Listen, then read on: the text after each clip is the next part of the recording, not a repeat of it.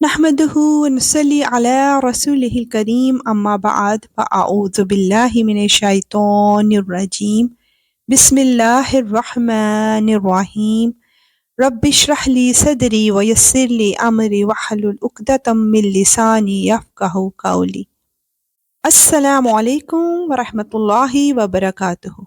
آئیے دیکھتے ہیں کہ آج اللہ سبحانہ وتعالی ہماری کس طرح رہنمائی کر رہا ہے۔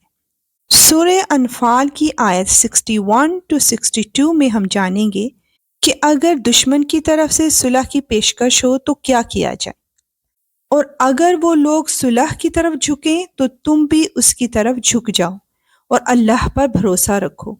یقین جانو وہی ہے جو ہر بات سنتا، سب کچھ جانتا ہے۔ اور اگر وہ تمہیں دھوکہ دینے کا ارادہ کریں گے تو اللہ تمہارے لیے کافی ہے۔ وہی تو ہے جس نے اپنی مدد کے ذریعے اور مومنوں کے ذریعے تمہارے ہاتھ مضبوط کیے۔ بے شک یا رب العالمین تیری مدد کے بغیر کچھ ممکن نہیں۔ آیت 63 to 64 میں بتایا جا رہا ہے کہ ساتھیوں کے درمیان الفت کیسے پیدا ہوتی ہے، اور ان کے دلوں میں ایک دوسرے کی الفت پیدا کر دی۔ اگر تم زمین بھر کی ساری دولت بھی خرچ کر لیتے تو ان کے دلوں میں یہ الفت پیدا نہ کر سکتے، لیکن اللہ نے ان کے دلوں کو جوڑ دیا۔ وہ یقیناً اقتدار کا بھی مالک ہے اور حکمت کا بھی مالک ہے۔ اے نبی، تمہارے لیے تو بس اللہ اور وہ مومن لوگ کافی ہیں جنہوں نے تمہاری پیروی کی ہے۔ سبحان اللہ۔ آیت 65 to 66 میں قوت ایمان کی طاقت کا مظاہرہ کیا جا رہا ہے۔ اے نبی، مومنوں کو جنگ پر ابھارو۔ اگر تمہارے 20 آدمی ایسے ہوں گے جو ثابت قدم رہنے والے ہوں تو وہ 200 پر غالب آ جائیں گے، اور اگر تمہارے 100 آدمی ہوں گے تو وہ کافروں کے 1000 پر غالب آ جائیں گے، کیونکہ وہ ایسے لوگ ہیں جو سمجھ نہیں رکھتے۔ لو، اب اللہ نے تم سے بوجھ ہلکا کر دیا، اور اس کے علم میں ہے کہ تمہارے اندر کچھ کمزوری ہے، لہٰذا اب حکم یہ ہے کہ اگر تمہارے ثابت قدم رہنے والے 100 آدمی ہوں تو وہ 200 پر غالب آ جائیں گے، اور اگر تمہارے 1000 آدمی ہوں تو وہ اللہ کے حکم سے 2000 پر غالب آ جائیں گے، اور اللہ ثابت قدم رہنے والوں کے ساتھ ہے۔ بے شک اگر انسان کے پاس ایمان کی طاقت ہو تو وہ اپنے سے طاقتور دشمن کا مقابلہ بھی آسانی سے کر لیتا ہے۔ آیت 67 to 69 میں جانیں گے کہ کافروں کو قیدی بنانے پر ناراضگی کا اظہار کیوں کیا جا رہا ہے۔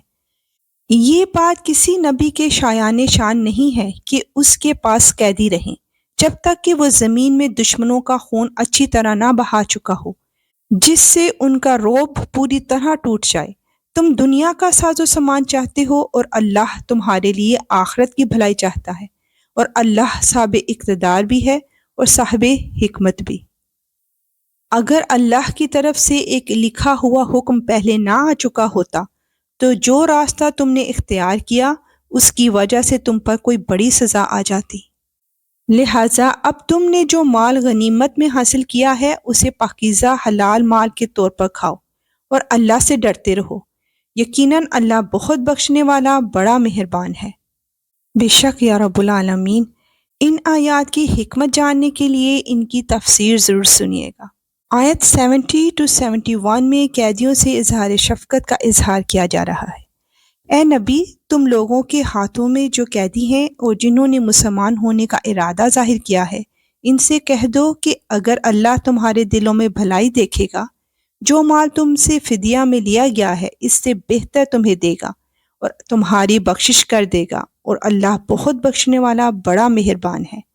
اور اگر ان لوگوں نے اے نبی تم سے خیانت کرنے کا ارادہ کیا تو یہ اس سے پہلے اللہ کے ساتھ خیانت کر چکے ہیں، جس کے نتیجے میں اللہ نے انہیں تمہارے قابو میں دے دیا، اور اللہ کا علم بھی کامل ہے، حکمت بھی کامل۔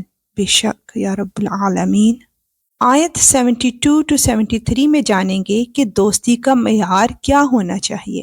جو لوگ ایمان لائے ہیں اور انہوں نے ہجرت کی ہے اور اپنے مالوں اور جانوں سے اللہ کے راستے میں جہاد کیا ہے، وہ اور جنہوں نے ان کو مدینہ میں آباد کیا اور ان کی مدد کی، یہ سب لوگ آپس میں ایک دوسرے کے ولی وارث ہیں۔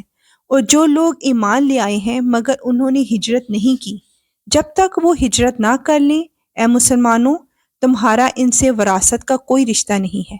ہاں، اگر دین کی وجہ سے وہ تم سے کوئی مدد مانگے تو تم پر ان کی مدد واجب ہے، سوائے اس صورت کے کہ جب کہ وہ مدد کسی ایسی قوم کے خلاف ہو جس کے ساتھ تمہارا کوئی معاہدہ ہو، اور جو کچھ تم کرتے ہو اللہ اسے اچھی طرح دیکھتا ہے۔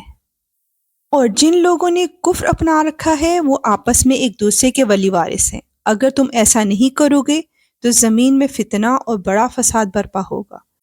بے شک یا رب العالمین، دوستی کا معیار ایمان پر ہی ہونا چاہیے۔ آیت 74 to 75 میں ہم جانیں گے کہ سچے مومن کون ہیں۔ اور جو لوگ ایمان لے آئے ہیں اور انہوں نے ہجرت کی اور اللہ کے راستے میں جہاد کیا، وہ اور جنہوں نے انہیں آباد کیا اور ان کی مدد کی، وہ سب صحیح معنی میں مومن ہیں۔ ایسے لوگ مغفرت اور باعزت رزق کے مستحق ہیں۔ سبحان اللہ۔ اور جنہوں نے بعد میں ایمان قبول کیا اور ہجرت کی اور تمہارے ساتھ جہاد کیا تو وہ بھی تم میں شامل ہیں۔ اور ان میں سے جو لوگ پرانے مہاجرین کے رشتہ دار ہیں وہ اللہ کی کتاب میں ایک دوسرے کی میراث کے دوسروں سے زیادہ حقدار ہیں۔ یقیناً اللہ ہر چیز کا پورا علم رکھتا ہے۔ الحمدللہ، یہاں ہماری سورہ انفال کمپلیٹ ہوئی۔ اللہ سبحانہ و تعالی ہمیں قرآن کو سمجھ کر پڑھنے اور اس پر عمل کرنے کی بھی توفیق عطا فرمائے، آمین۔ انشاءاللہ ملیں گے نیکسٹ آیات کے ساتھ۔ اب اجازت، وآخر دعوانا ان الحمدللہ رب العالمین۔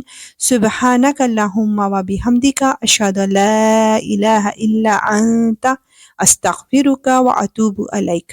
السلام علیکم ورحمۃ اللہ وبرکاتہ۔